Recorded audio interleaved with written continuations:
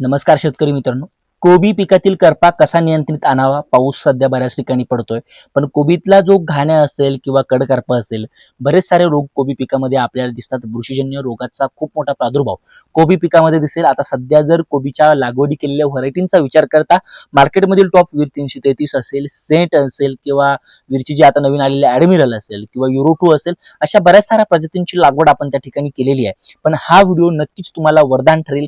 इतका महत्त्वाचा हा व्हिडिओ आहे की कोबीतील करपा नेमकी कशा पद्धतीने कंट्रोल करावा आणि नेमकी अडचणी ज्या येतात तिथे शेतकरी काय चुका करतात. आता मला एका ठिकाणून फोन आला होता की करप्याला आम्ही फवारणी केली आणि कोबीतला करपा जळून गेला आणि कोबीला होलं पडलं. तर एक काळजी आपल्याला अशी घ्यायची की जे हर्ड फंगीसाईड असतं, बुरशीनाशक असतं, त्याची फवारणी आपल्याला टाळायची. काही उदाहरणार्थ सांगतो, मार्केटमध्ये जे कोनिका भेटतं किंवा प्लेन कॉपर म्हणजे कॉपर ऑक्झिक्लोराइड, जसं की ब्लू कॉपर असेल, ब्रिटॉक्स असेल, यांच्यापैकी किंवा नेटिव्ह असेल, यांसारखे जे हार्ड फंगीसाईड मार्केटमध्ये भेटतात ते करप्याला जागेवरती जातात आणि झाल्यानंतर आपल्या पिकाचं खूप मोठं नुकसान होतं. तर 45 दिवसानंतर अशी कुठलीही फवारणी आपल्याला घ्यायची नाही जी आपल्या पिकासाठी धोकादायक ठरेल. पहिली आणि अतिशय महत्वाची गोष्ट.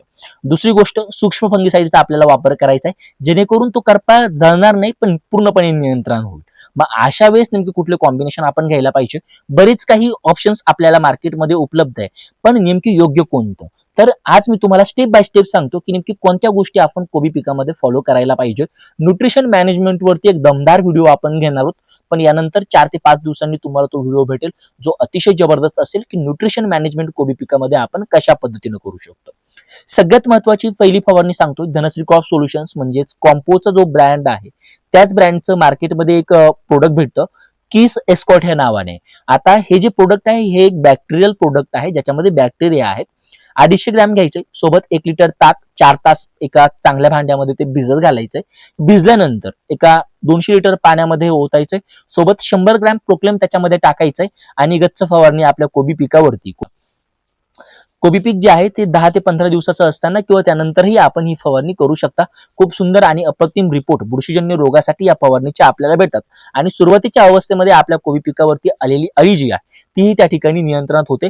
म्हणून ही फवारणी आपल्यासाठी खूप महत्वाची आहे. आणि दुसरी महत्वाची गोष्ट, आपल्या कोबी पिकावरती कुठलाही एक केमिकल जाणार नाही, त्याच्यामुळे चांगले रिपोर्ट सुद्धा आपल्याला होतात. आणि दुसरी महत्वाची गोष्ट, रोग जे आहे ते पीक जे आहे ते आजारापासून दूर असतं.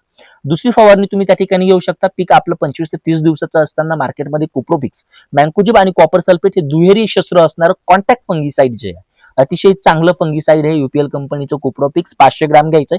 सोबत ॲग्रिसरचं जे संचार 40 येतं, संचार 40 आपल्याला त्या ठिकाणी 500 मिली घ्यायचे. दोघांची जर एकत्रित फवारणी घेतली तर अप्रतिम रिपोर्ट, म्हणजे मार्केटमध्ये खूप कमी फवारण्या अशा असतात की ज्यांचे 100% रिपोर्ट आपल्याला भेटतात आणि त्यापैकी ही एक फवारणी जिचे अप्रतिम रिपोर्ट आपल्याला बघायला भेटतात. तिसरी फवारणी तुम्ही त्या ठिकाणी घेऊ शकता. मार्केटमध्ये जे कॅब्रोटॉप आहे, आपलं पीक जे आहे ते 35-40 दिवसाच्या नंतर ही फवारणी आपल्याला घ्यायची आहे. कॅब्रोटॉप मध्ये पायरोक्लोस्टॉबिन आणि मेटिराम हे दोन महत्वाचे केमिकल कंपोजिशन याच्यामध्ये आपल्याला बघायला भेटतात. कॅब्रोटॉपचा डोस 200 लिटर पाण्यासाठी 600 ग्रॅम त्यामध्ये आपण घेऊ शकतो. त्याच्यासोबत वापरताना मार्केटमध्ये युनिफायचं जे आपल्याला प्रचार 50 बघायला भेटतं, सॉल्ट ऑफ फॉस्फेनिक ऍसिड लिक्विडमध्ये 50% ज्याच्यामध्ये आहे.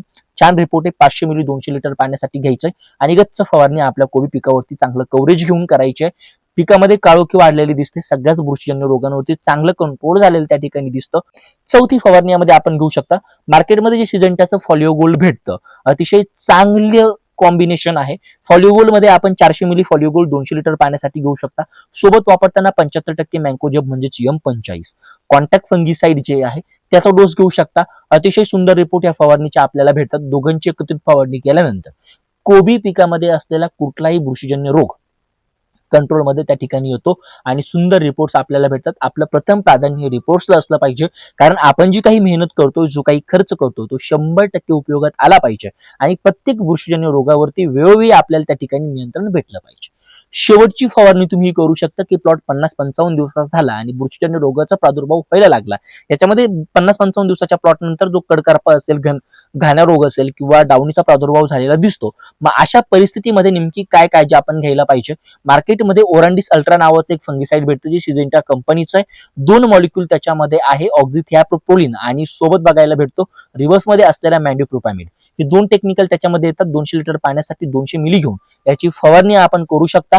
कुठल्याही अळीसाठी एखादं कीटकनाशक घ्यायचं असेल ऍड ऑन करू शकता. चॉईसेस आवर्स, की आपल्या चॉईसनुसार कुठलं इन्सेक्टिसाइड याच्यामध्ये घेऊन जर फवारणी केली तरी चालतं, काही इश्यू येत नाही. पण हा जो मॉलिक्यूल आहे हा डाउनीवरचा शेवटचा मॉलिक्यूल आहे आणि खूप सुंदर रिपोर्ट्स देखील याचे आहे. सिजेंटाचा एक भारी मॉलिक्यूल आहे. मग तुम्हाला जे काही 4-5 कॉम्बिनेशन सांगितले 100% रिपोर्ट देणारे ते कॉम्बिनेशन आहे. याच्यापैकी कुठलंही वापरलं तर अप्रतिम रिपोर्ट्स तुम्हाला करप्यासाठी बघायला भेटतात. 8-8 दिवसाच्या अंतरावरती सांगितलेले 5 कॉम्बिनेशन जरी वापरले तरी पुरेपूर रिपोर्ट्स तुम्हाला भेटतात. तुमचे 40-45 दिवसाचं नियोजन मी तुम्हाला दिलेलं आहे. आता याच्यात सुटलेल्या गोष्टी फक्त की नेमकी कॉम्बिनेशन करताना अळीनाशक कोणतं टाकायला पाहिजे. ज्या ठिकाणी आपण अळीचं नाशक म्हणजे अळी ज्यासाठी आपण एखादी इन्सेक्टिसाइड घेऊन अळीचा नाश त्या ठिकाणी होईल, तर परफेक्ट कॉम्बिनेशन साठी खाली दिलेला नंबर आहे याच्यावरती आपण संपर्क करू शकता. आणखी महत्वाची गोष्ट, पुढे आपण जाऊन न्यूट्रिशन मॅनेजमेंटवरती सुद्धा एक व्हिडिओ घेऊ. अळीचं मॅनेजमेंट कशा पद्धतीने आपण करू शकतो. अळीसाठी मार्केटमध्ये खूप इन्सेक्टिसाइड आहे भरमसाठ, पण रिपोर्ट कशाचे हे कळत नाही. गड्ड्यामध्ये गेलेली अळी कधी बाहेर निघत नाही. मग त्या इन्सेक्टिसाइडचा नेमकी वापर काय. तर तुम्हाला असा व्हिडिओ देईल ज्याच्यामध्ये 100% प्रूव्हन फॉर्म्युला सांगितलं जाईल की ज्याने अळी कंट्रोलमध्ये येते म्हणजे येतेच. जर त्याचे 2-3 फवारण्या तुम्ही केल्या वेगवेगळ्या तर पूर्णपणे अळीचा नाश त्या ठिकाणी होऊ शकतो. तुमच्या कोबी पिकाला तुम्ही वाचवू शकतात. तुमच्या कोबी पिकाचं होणारं नुकसान तुम्ही त्या ठिकाणी थांबवू शकता. Stay tuned.